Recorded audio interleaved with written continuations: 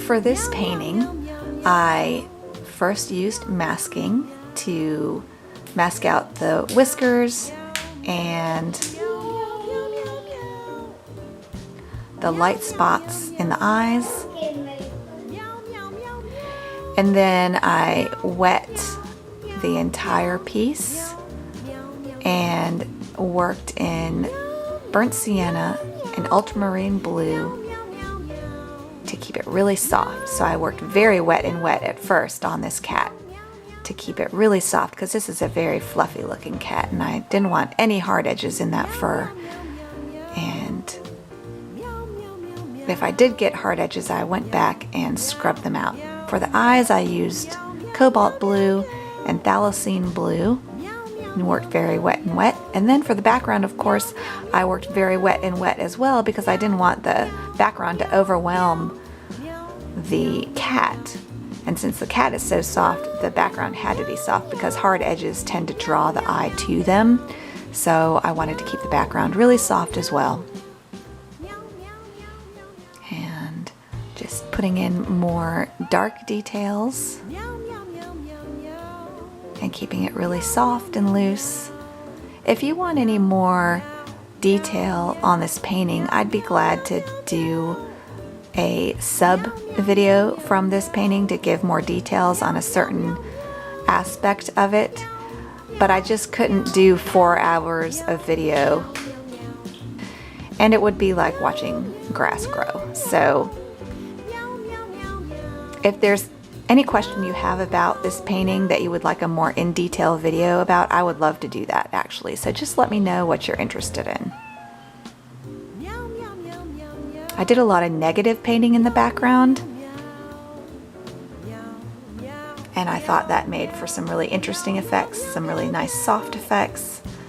And I love the details in these leaves. I think the leaves in the background are my favorite part of this painting. They were my favorite part to do. They were kind of a new challenge for me.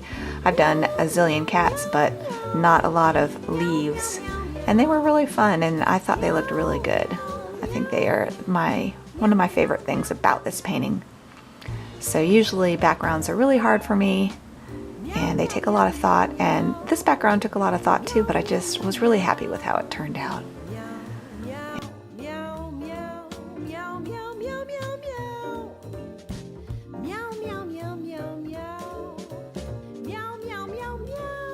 Okay, so I'm just doing some more details in the face, using a little bit more wet and dry now to get those hard edges and those details. A lot of times when I do this and I get a lot of hard edges, I'll go back over the dry painting with a wet brush just to soften it a tad.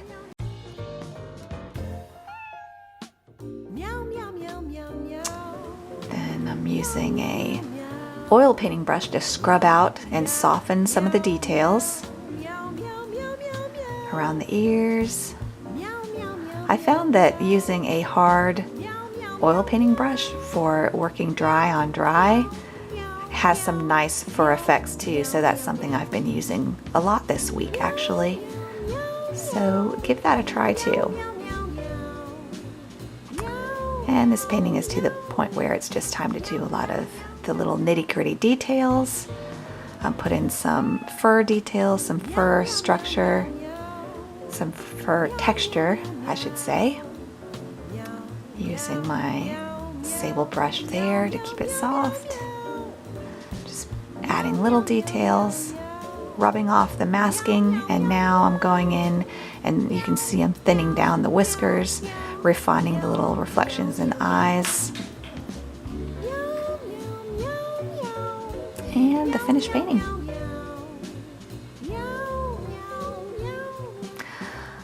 Like I said, if you're interested in any detail of this painting and you would like a sub video of a section of it slowed down so you can watch the detail better, I've got some footage of my palette as well so you can watch how I use my palette. So if you're one of my Patreon subscribers and you would like more detail on how I painted this and how I used my palette, just send me a message and that'll be the subject of my next video. Thanks a lot for watching, and I'll see you next time. Bye.